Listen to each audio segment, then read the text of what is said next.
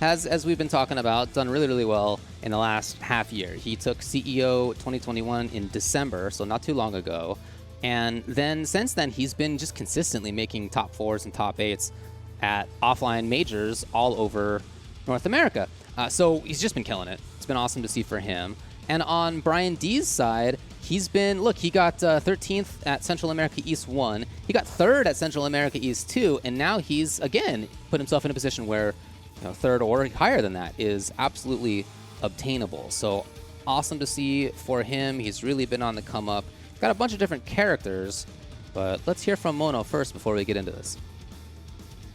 And Mono says, I've honestly been impressed with Bryan-D's growth as a player in the past year and a half. I look forward to playing him in today's top 8 and have us go at it with our best. So there you go, right? Mono just showing love to another player in the region. Obviously, all these players have been playing with each other a lot and growing in skill, and it's great to see Mono recognizing that when it comes to Bryan-D. And obviously, the results are showing. As you said, he went from 13th place to 5th place, right? And now here in top 8, he's guaranteed himself a 7th place finish. Obviously wants to go farther than that. Mono has been a titan in this region, and it's going to be a good test for him. This is kind of what you need to be, or the spot you need to be in if you're a Bryan-D, right? If you're kind of on the rise, the up-and-coming type player, you can definitely make a name for yourself. But not only that, but get a big confidence boost and kind of something that you can kind of carry forward from tournament to tournament when you're in this spot. A winner semifinals match against Mono, not only one of the best in the region, but actually Mono that's peaking right now, like on a hot streak Mono. So this could be big for Bryan. Yeah, absolutely right. And it'll be interesting to see which character he goes with. On Mono's side, almost certainly it'll be F.A.N.G. For Bryan, we've seen Luke from him in the past. We've seen Guile from him. He also told us that he could be playing Boxer or Rashid. I spoke with Mono this morning, and he said that he thinks that the best chance for Bryan is Guile. And it is going to be Guile right here. There you go. Yeah, I think we kind of talked about Mono up against Luke yesterday and how it doesn't really feel like that good for a lot of the Luke players. Like, you really got to be familiar with how Mono plays and kind of that matchup to make it happen. So I like Bryan kind of going with this, right? It'll be able to engage less directly with F.A.N.G, kind of be able to put out some projectiles, manipulate him from a further distance away. That's something you need up against Mono, because if you kind of play in his range, play that F.A.N.G game, he's so good at it now that it's real tough to start getting offense. Yeah, that was a great little series from Bryan. Some different timings on his booms. It was good to see. Mono with trigger 2. Yeah, putting on a lot of plus frames here. Safety there. Oh! So clean. Luring him into the false sense of security. You think you can throw a boom? No, sir. Oh, the cross-up caught him low, actually. Bryan depleting some of that stun bar back-to-back with it. Oh, gets caught flinching, but not enough for the kill. Oh, man. That was wild. Yeah. But yeah, there was definitely some good stuff to see from Bryan on that. Yeah, Bryan, he just got caught up in the F.A.N.G nonsense. Really. Yeah. When he can keep it stable, he's definitely looking strong. But Mono's so good at kind of bringing it down into the poison.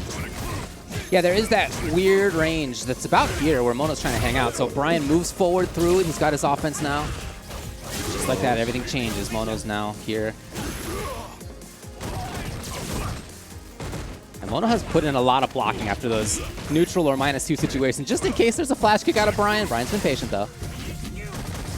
Yeah, now I'm wondering when Bryan's going to break that out. It's like we in a game-deciding scenario here, but Mono tried to sneak his way in. Bryan with a perfect check. A safe check as well, that crouch jab. Ooh, Bryan trying to move forward again. This is a semi-uncomfortable spot. Yeah, Bryan trying to move in. Catches them right before the EX sleeves were able to connect. Great timing from Bryan right there. And yeah, see, he's able to stabilize a little bit as long as he doesn't get caught up in the mixes and the kind of the tempo that Mono wants to control. There it is. This is what Mono's been working about. Oh, God. Always going from side to side. Getting him every single which way, the plus frames again. And he's like, all right, you're not going to flash kick again. Confident in a couple of walk-up throws now after that. But Bryan-D not letting him walk up too much. There's Bryan. Activation comes. Mono's got his ready whenever he gets a chance. I don't know if he will. He's not gonna. Bryan takes game number 1. So good for Mono not biting on that first upside down kick. That move gives you so much time to kind of react and end up getting counter hit. But he did get caught trying to walk back afterwards, right? Great draw from Bryan-D, just checking the low, not letting him go anywhere. I thought Bryan did a really good job at staying outside of, again, that like 1/3 screen range where oftentimes, honestly, Guile likes to be. Yes. But he's got a lot of control typically, but F.A.N.G has ways under booms at the range, under buttons at that range, and it's just kind of weird. It's uncomfortable to deal with. So Bryan did a great job at moving in and getting closer where he has a little bit more control. Yeah, that's honestly a lot to ask sometimes when you're really used to a character. Like, being outside of your comfort zone and kind of going against your own game plan when you know that usually serves you so well. But in this matchup, he definitely is served better outside and inside that range. And a great activation off that. That wasn't a real combo, but Mono got caught trying to press buttons after.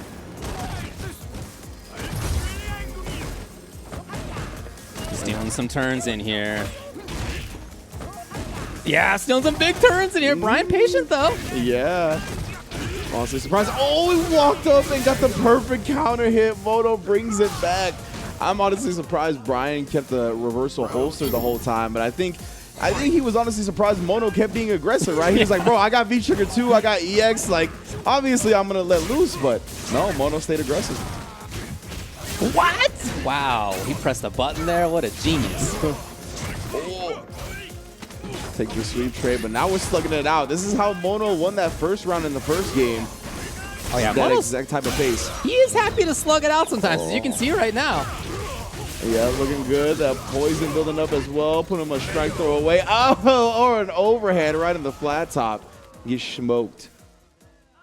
Much more of the kind of round that Mono likes. That round and a half, I would say, was much more what Mono likes. Yeah, he'll control space. You know, again, yesterday we saw that versus Luke. We saw him really controlling space well. But what he's also great at is pressuring in, and not just with like F.A.N.G shenanigans, but just like great strike throw timings and delaying things and using F.A.N.G's very, very common plus frame buttons and his big stolen turn right there on after crouching strong into counter crouch. It's probably like a 10-frame gap or something. Like that's got to be maybe more than that. But he is getting away with that stuff all the time, and that's what he loves to do, and he's great at it. Yeah, and you know, I think the experience on F.A.N.G really shows out because you can never really just go with the same game plan for every character with F.A.N.G, right? He's never really been that strong of a character to have a default game plan that you can run on most of the cast. And because of that, Mono is so used to switching his style, switching his ranges, depending on the matchup. So finding himself very comfortable right now, pulling the sleeves back and try to get this work done. But Bryan keeping him out. Mono just waiting it out, hoping to see the EX. Okay, now that it's happened, if he can find space, he can get things going. Ooh, this was blocked on the first one, but he ran it right back. Lovely D by Bryan. He's out of there. What a block, and it's punished. Hold on. Wow. Okay, a little bit of an overextension from Bryan-D ends up costing him the round. Man, yeah, it is a classic attempt at ending a round in this game, right? The overheads, they're fast. But unfortunately, Mono was ready, reacted to it, and he got the clean punish too. He's just so aware.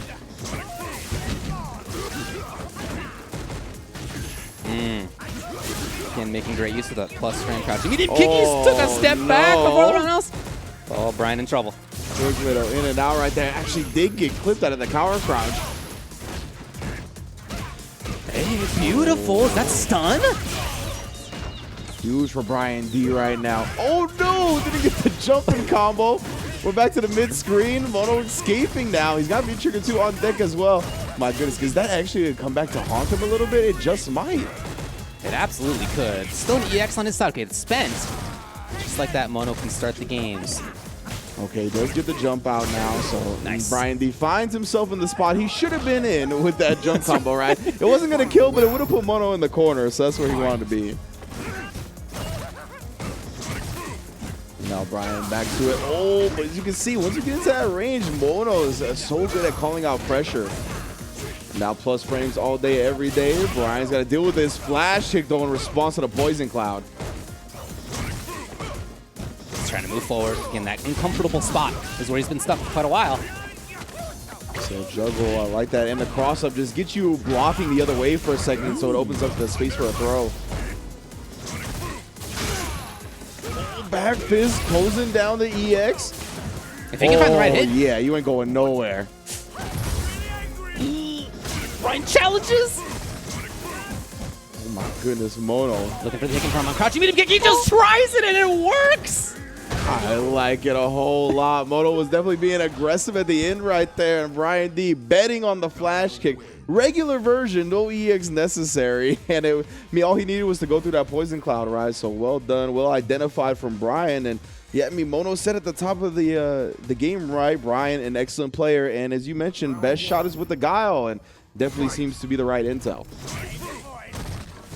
Bryan is going to once again, oh wow, the sweep after back fist. That is definitely a player-specific answer right there. Like, he knows what Mono likes to look for after blocking the back fist. Nice job. That's what Mono wants. Yeah, he's exactly where he wants. We at the corner now. Got him with the counter hit. Ooh, yeah. Bryan went from pressing buttons all the way up to pressing that invincible reversal.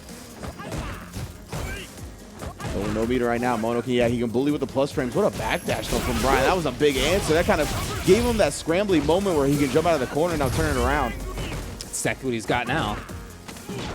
Mono. Yes, confirm comes. He can really set up some tricky stuff. Ooh, okay, great D by Bryan. He just does it again. It's not enough.